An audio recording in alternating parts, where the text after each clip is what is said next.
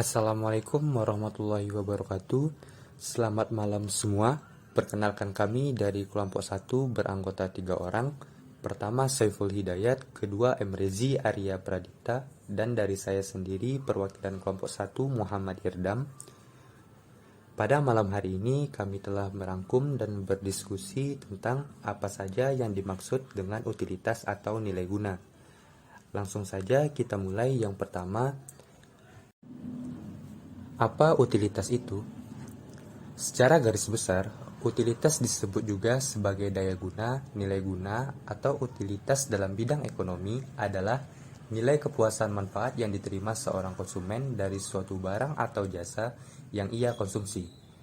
Namun, perlu diketahui bahwa utility memiliki sifat relatif, yang artinya berguna, bermanfaat, dan dibutuhkan seorang, dan belum tentu demikian pada orang maupun pihak lainnya. Selanjutnya, apa saja jenis-jenis utilitas dalam ilmu ekonomi? Pada pembahasan ini, jenis-jenis utilitas terbagi menjadi 4 bagian. Yang pertama itu time utility atau kegunaan waktu, yang artinya nilai yang diciptakan oleh suatu usaha dengan menciptakan produk pada waktu tertentu. Jadi, yang menjadi patokannya adalah waktu. Contohnya produksi trompet ketika menjelang pergantian tahun. Banyak orang yang membutuhkan trompet untuk meramaikan suasana dan semarak tahun baru. Yang kedua adalah place utility atau kegunaan tempat. Merupakan nilai yang diciptakan oleh sebuah bisnis di mana pelakunya akan menyediakan produk di tempat yang diinginkan customer. Misalnya, pembukaan restoran Padang di Pekanbaru, di mana banyak masyarakat yang berasal dari Tanah Minang yang merindukan makanan khas tempat tinggal mereka. Namun, kondisi masyarakat tersebut sedang ada di perantauan. Yang ketiga, ownership utility atau kegunaan kepemilikan, yang artinya ketika seorang telah membeli atau memiliki sebuah produk, ia bisa menggunakan secara bebas atau memiliki kontrol penuh atas barang tersebut sehingga dikenal pula dengan sebutan ownership utility. Contohnya bisa dilihat dari kepemilikan sebuah raket tenis. Raket tenis tentu akan lebih berharga, bernilai jika dimiliki oleh pemain tenis atau orang yang punya hobi melakukan olahraga tenis. Yang terakhir, form utility atau kegunaan bentuk. Form utility adalah nilai yang diciptakan oleh sebuah bisnis dengan menggabungkan komponen atau bahan-bahan tertentu demo terciptanya sebuah produk. Misalnya, penggunaan bahan kayu, lem, dan peralatan lainnya, juga tenaga tukang untuk menghasilkan sebuah produk furniture.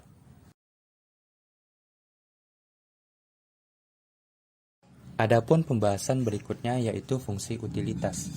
Suatu konsep penting yang mengukur preferensi atas sekumpulan barang dan jasa. Utilitas mewakili kepuasan yang diterima konsumen untuk memilih dan mengkonsumsi produk atau layanan. Tetapi, menghitung manfaat atau kepuasan yang diterima konsumen bersifat abstrak dan sulit ditentukan. Akibatnya, para ekonom mengukur utilitas dalam hal preferensi yang diungkapkan dengan mengamati pilihan konsumen. Berikutnya, contoh fungsi utilitas dalam kegunaannya. Konsumen sedang berbelanja mobil baru dan telah menentukan 2 pilihan mobil. Mobil-mobil tersebut hampir identik kecuali mobil kedua memiliki fitur keselamatan yang lebih bagus, dan akibatnya harganya lebih mahal 30 juta daripada mobil pertama. Ekonom mungkin menyimpulkan bahwa konsumen lebih menyukai fitur keselamatan tambahan. Dengan demikian memberikan nilai yang lebih tinggi untuk mobil kedua dibandingkan mobil yang pertama. Berikutnya ada utilitas perusahaan. Perusahaan utilitas adalah organisasi yang memelihara infrastruktur sebagai pelayanan publik. Seringkali juga menyediakan pelayanan dengan menggunakan infrastruktur tersebut. Utilitas publik patuh pada kontrol dan regulasi publik mulai dari kelompok berbasis komunitas lokal hingga nasional. Perusahaan utilitas ini merujuk pada pelayanan yang diberikan oleh perusahaan yang dikonsumsi oleh publik, seperti gas alam, air, listrik, transportasi, dan sebagainya. Selanjutnya ada faktor mempengaruhi utilitas konsumen. Kepuasan konsumen lebih mengarah pada perasaan senang atau kecewa dari seorang yang muncul setelah membeli produk maupun jasa dari apa yang mereka pikirkan dengan apa yang mereka harapkan. Yang pertama meliputi kualitas produk, adalah kepuasan pelanggan yang multidimensi. Yang kedua adalah harga. Pelanggan yang sensitif terhadap harga murah adalah sumber kepuasan yang penting. Yang ketiga adalah service quality, adalah konsep pelayanan yang kita berikan. Keempat, emotional factor, adalah faktor ini berhubungan dengan gaya hidup seseorang. Dan yang terakhir adalah biaya dan kemudahan. Pelanggan akan semakin puas dengan relatif mudah, nyaman, dan efisien dalam mendapatkan produk atau pelayanan.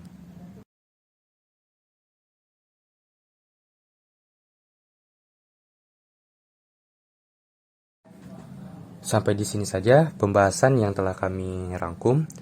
Terima kasih atas perhatiannya, kurang lebih kami mohon maaf. Semoga apa yang kami sampaikan bermanfaat untuk kita semua. Untuk itu, kami berharap kepada teman-teman semua dapat memberikan saran dan pertanyaan kepada kami, dan kita bisa berdiskusikan secara bersama.